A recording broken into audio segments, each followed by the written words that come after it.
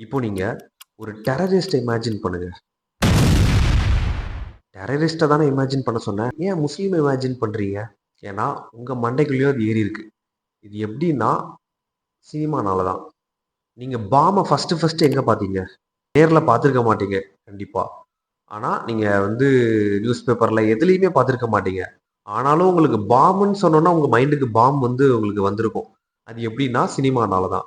So, ஒரு சினிமாவ வச்சு நம்ம எப்படி வேணா போர்ட்ரே பண்ண முடியும். ஆனா, உண்மையான பாம் அப்படிதான் இருக்குமாங்கிறது கூட நமக்கு தெரியாது. ஆனா, பாம்புன்னு சொன்னா முதல்ல நம்ம மைண்டுக்கு வர்றது அதுதான்.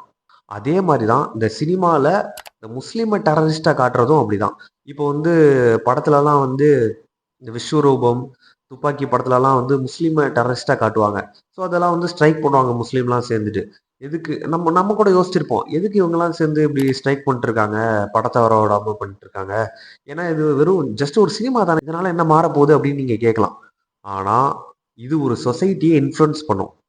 ஒரு சின்ன பையன்கிட்ட போயிட்டு டெரரிஸ்ட்ட வரைஞ்சு காட்டு அப்படின்னு சொன்னா, அவன் இப்படிதான் வரைவான். ஏன்னா, அவன் மண்டையில அதுதான் பதிஞ்சிருக்கும். கேஜிஎஃப் படத்துல ராக்கி பாய் வந்து ஒரு டெரரிஸ்ட் தானே. ஏன்னா, அவன் வந்து பார்லிமென்ட்டுக்குள்ளேயே கன் எடுத்துட்டு போறான்.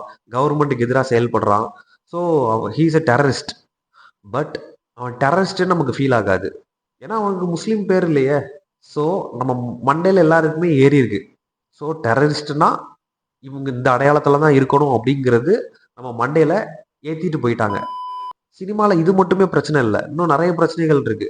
இப்போ லவ் ஃபெயிலியர்னாலே சரக்கடிப்பாங்க படத்துல. இப்போ நிஜத்துலயும் தான். லவ் ஃபெயிலியர்னா முதல்ல சரக்கு அடிக்கிறது, தம் அடிக்கிறது அப்படிலாம் காட்டுறாங்க. ஆனா, ஆக்சுவலா அந்த லவ் ஃபெயிலியருக்கும் இந்த போதைக்கும் என்ன சம்மந்தம் சொல்லுங்க? எந்த சம்மந்தமும் கிடையாது. ஏன்னா, இப்போ வந்து லவ்வுங்கிறது நம்ம மனசு சம்மந்தப்பட்ட விஷயம்.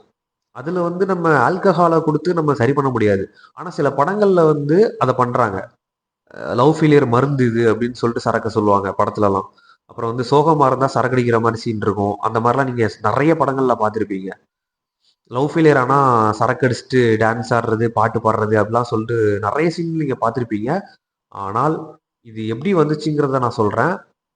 இந்தியன் லா படி ஆல்கஹாலுக்கு, சிகரெட்டுக்கு இதுக்கெல்லாம் வந்து விளம்பரமே பண்ணக்கூடாது. அதனால என்ன பண்ணாங்கன்னா, ஸ்டார்ட்டிங்ல அவங்க வந்து சினிமா மூலமா விளம்பரம் பண்ணாங்க. சினிமால வந்து ஒரு சோகமான சீன்ல வந்து சரக்கு அடிக்கிறது, அந்த மாரி அவங்க யூஸ் பண்ணிக்கிட்டாங்க.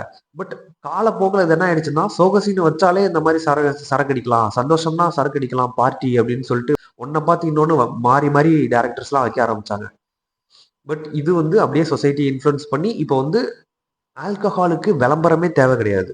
ஸோ இப்படிதான் வந்து ஒரு ஃபில்ம் வந்து சொசைட்டிய இன்ஃப்ளூயன்ஸ் பண்ணுது. இது இப்ப நான் 2 எக்ஸாம்பிள் தான் சொல்லியிருக்கேன். இன்னும் நெறைய இருக்கு. நெறைய விஷயங்கள் வந்து சொசைட்டிய இன்ஃப்ளூயன்ஸ் பண்ணும்.